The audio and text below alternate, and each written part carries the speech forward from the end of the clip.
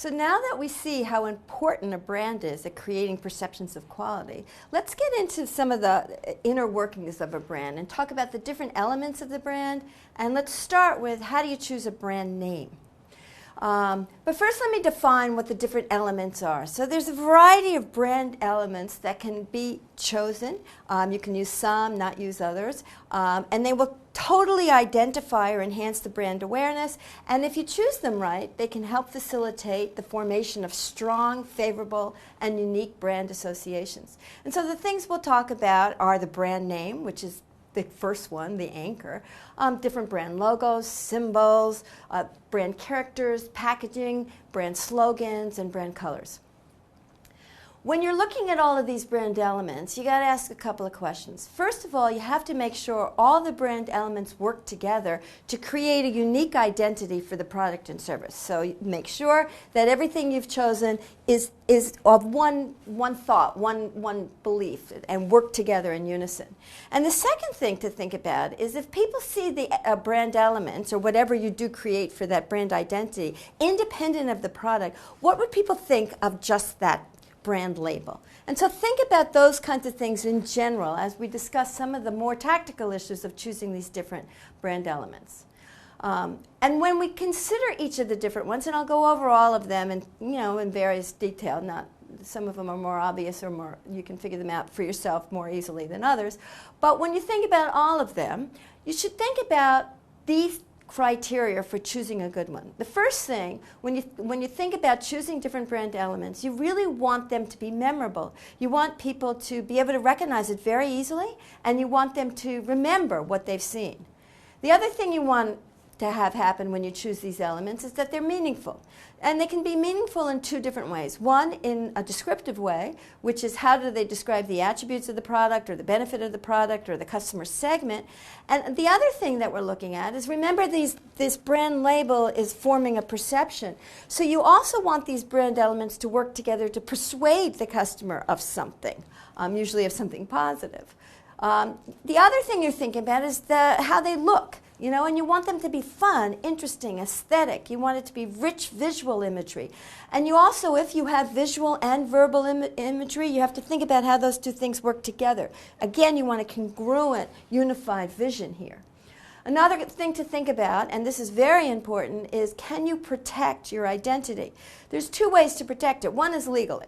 And so many times if you have a good brand name, you trademark it, and then it's against the law for people to copy your brand name.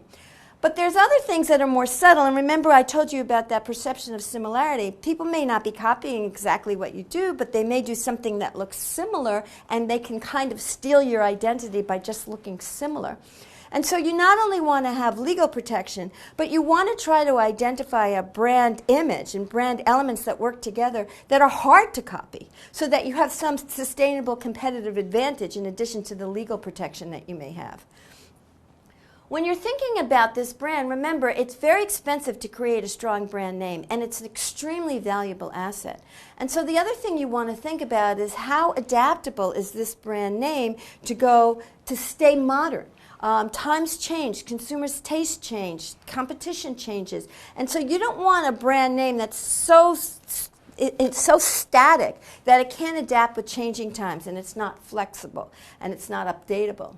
And along this line, you also want a brand name, if you can, or a brand image with all these elements that work together, that you can use them to go on different products if you introduce new products. So I mentioned Coke started out on a regular full-calorie cola drink, and they stretched that brand name to go to a diet cola drink.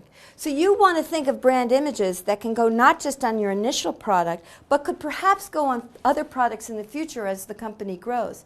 And similarly, you want a product that can go across cultures, and that's a brand name, that can go across cultures. So you don't want something that won't be understood or be interpreted differently or inappropriately in other cultures. So more and more, as brands are becoming global, even if you start out very locally, when you choose your brand elements, you should choose brand elements that can go global should your business get big enough.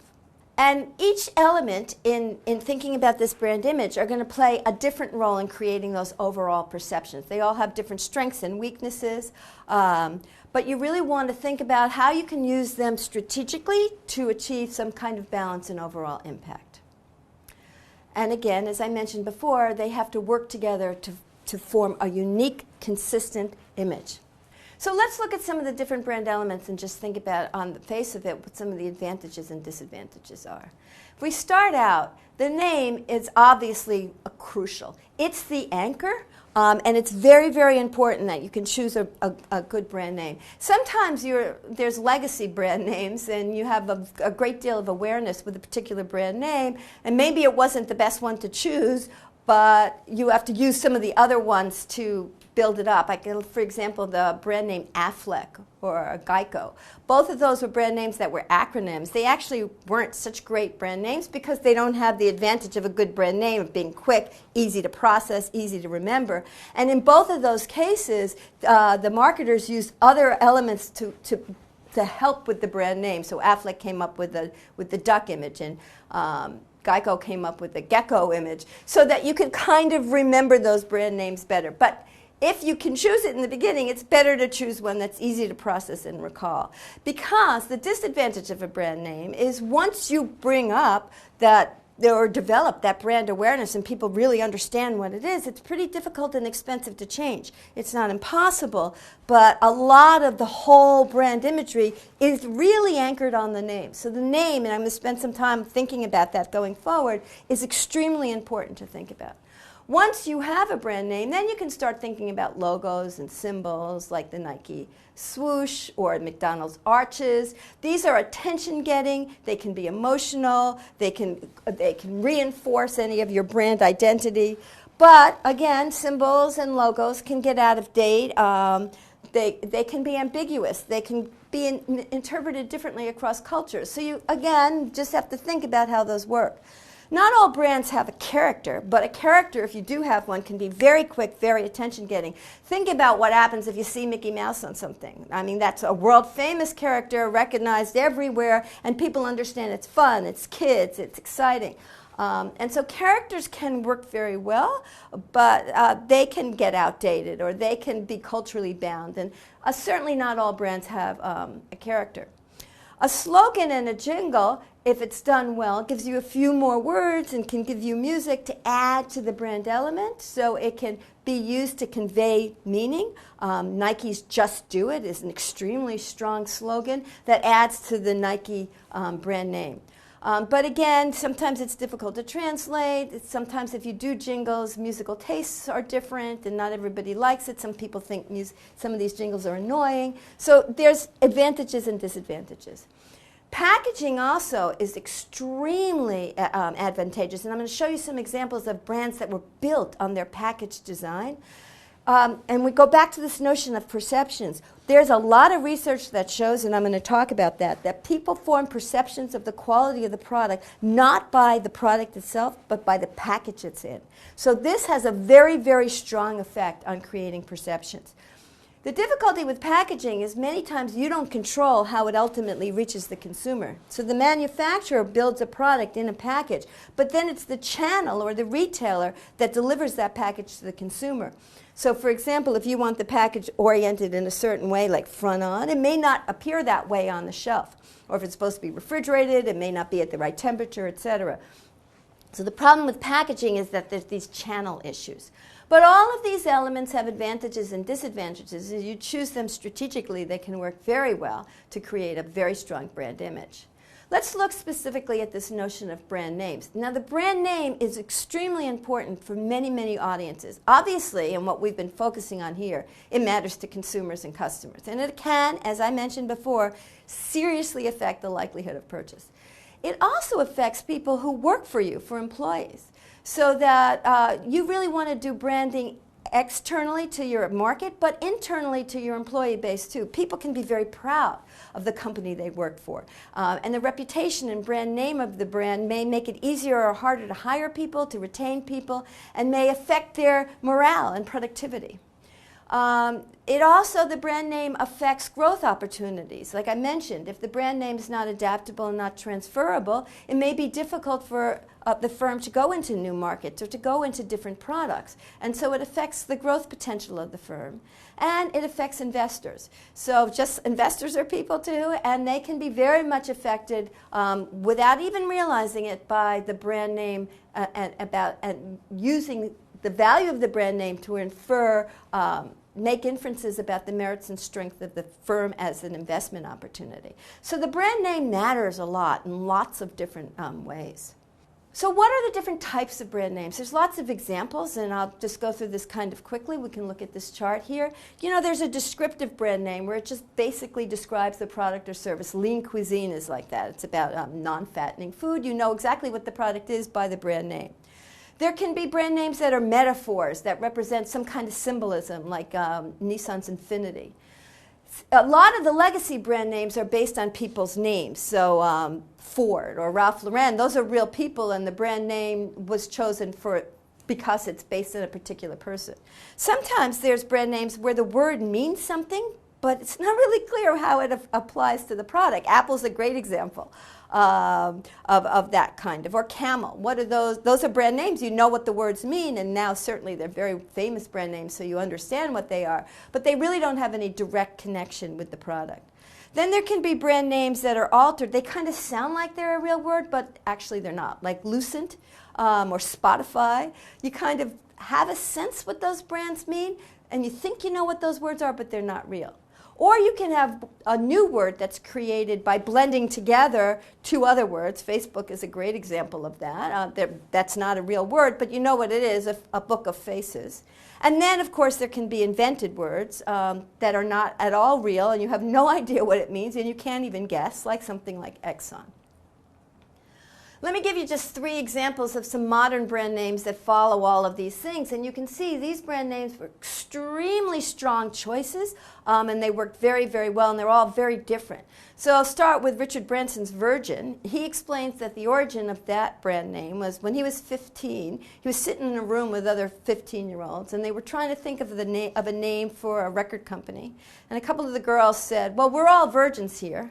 And somehow or another, that name just seemed to spark interest. And they said, well, if we started a record company, we'd be virgins in that business, so let's use that name. And apparently that's how that name was chosen. He mentioned that at the time it was considered a pretty risky brand name, and it was hard to register for a while. But now it's become an extraordinarily strong brand name, and it's a funness to it that actually works really well with a lot of his products and markets. Priceline's a different type of brand name. That's a brand name that's quite descriptive. You know, if you know what that business is, you know it's absolutely about establishing a line of prices. It's quite clear what it means and has been very useful in that way, in a different way than Virgin. And finally, Google, which you know has now become a verb, people Google things, it's interesting that brand name was chosen by mistake. They meant it to be the word Google, which is not spelled the way the brand is spelled, and that's a very, very large number. It's 1 with 100 zeros after. So this was a mistake. They meant to spell it right, and they didn't. Google's a very, very interesting brand name from a marketing point of view, because one of the things that we argue is extremely important in brand names is consistency. And Google has met, because it is so well known and people identify it in just little pieces of the brand name. They identify the colors, they identify the typeface, that Google plays around, as I've shown you on this screen, where they'll show you its trademark differently every time you see it. Whenever you go to the browser, you'll see a different version of the brand name.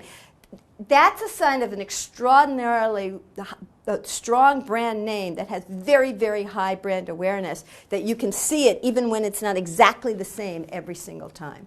But these are all fairly new brand names that have been very, very successful.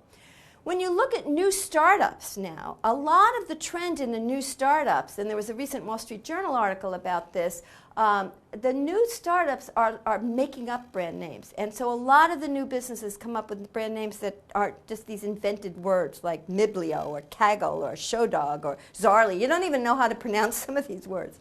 Why is that happening? Part of the reason is, in today's world, when you have a brand new business, you need a website right away. And most of the recognizable URLs have already been taken. And so one of the ways to get a URL that's uniquely identified with your business is to invent a new word. Then you're going to have to use the other elements of the brand mix to try to give some kind of identity to this brand name. Let me talk about an interesting thing that happened with brand names somewhat recently. The Gap brand name, a few years ago now, I'm not sure exactly when, but Gap wasn't doing very well with their same-store sales. Revenues were down. They really needed to do something to turn the business around. And one of the things they were trying to do to modernize it was to change the trademark or change the brand logo. So the original brand logo, as shown on the screen, is a blue square with the word Gap in white on that blue square. And you can see the new logo that they put out is very different. The blue square has shrunk, the typeface has changed, it's now on a white background. And they put that brand name out into their social media marketing, and instantly got very, very negative reaction to that brand name. The consumers hated it. That brand name was out there just tentatively as a test for 1 week. The reaction was so negative that the company pulled it back, and that was the end of that. So it ended up actually being it was, they got a lot of publicity at the time, but it was a pretty inexpensive way. A lot of times if you try to change your brand image, it's extremely expensive to change it, especially for a retailer. There's signage, there's bags, the packaging, and all sorts of things that would be very, very expensive. So actually, that this got such a negative reaction that they found out so quickly was a benefit for the company. But because this was somewhat of a famous incident, some market research was done, and some fMRI studies and neuro studies were done to figure out what was so bad about that image. Why did people not like it?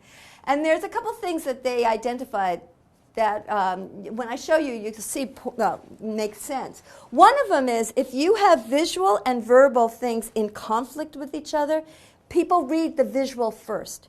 And so where that blue box is behind the P, it actually kind of blocks out the P. And you can see a hole in the P. And the P is not as strong because you're attracted first to the vision. So that weakened the whole idea of the brand there because the P was kind of weakened because of the visual block on it. The other thing that's different between the two logos is that instead of being all caps, which is in the original one, now this is an initial cap and then smaller letters. And what that ended up doing was making people think of it as a word rather than a brand name. And if you think about it, the word Gap, that means a hole. That's, that's not so positive. So when we're looking at these things in hindsight, you can kind of see why that wasn't a good choice. And people just didn't have a very strong emotional reaction to it also. There were negative emotions to it that were kind of more on a visceral level. And what I've been explaining here is, more thoughtful. And the last thing I want to mention in thinking about brand names is a lot of people now, you've got to think about global business, and a lot of the future business is in China. And that's tricky to think about how your brand names might translate into Chinese. And there's a number of issues there, a number of different ways to do it. One way is to keep your brand name in the English or the French letters or the English letters or the non-Chinese letters. Some of the luxury brands do that. So Chanel or LV, Louis Vuitton will do those kinds of things. They keep them in their native language. But other brands try to change their brand name into Chinese. And this is tricky because you can do it. Coca-Cola, for example. What does Coca-Cola mean? How do you translate that?